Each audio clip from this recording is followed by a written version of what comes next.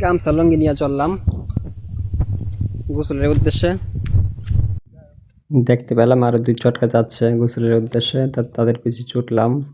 আমি চললাম বালতি হাতে নিয়ে, স্টকে পানি রাখতে হবে পরে বুঝবেন। চলতে চলতে এসে পড়লাম দিঘির এক কর্নারে, হাওরের মাঝখানে দিঘির কর্নারে একটা পয়েন্ট আছে ডিপে, ওই পয়েন্টে চলে আসলাম।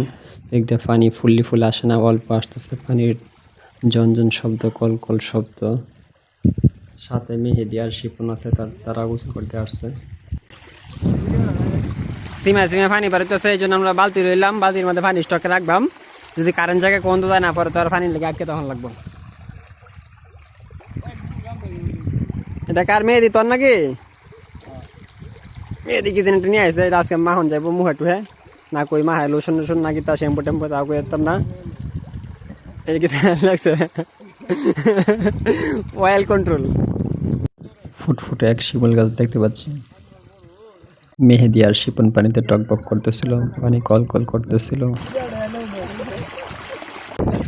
শুরুতে দেখতে পাচ্ছিলাম একটা বালতি আনছিলাম, বালতিটা মূলত স্টকে রাখার জন্য। এটা পানি ভর্তি করে রেখে দিব, যদি কারেন্ট চলে যায় তাহলে ওই পানি দিয়ে স্টকের কাজ চালাবো আর কি।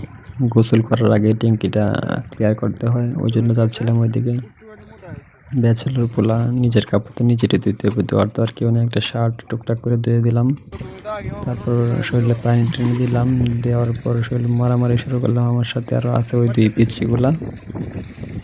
সাবান লিয়া চুলা লিয়া শরীর মরানি ধরছি, হিন্দে হিন্দে মরানি কাজে কাজে মরানি। তারপর পানি টেনে দিয়ে গোসল টোসল শেষ করলাম। এবার গোসল শেষ, এবার বাড়িতে আর মায়া উঠতেছে আইটা ফুটফুটটা।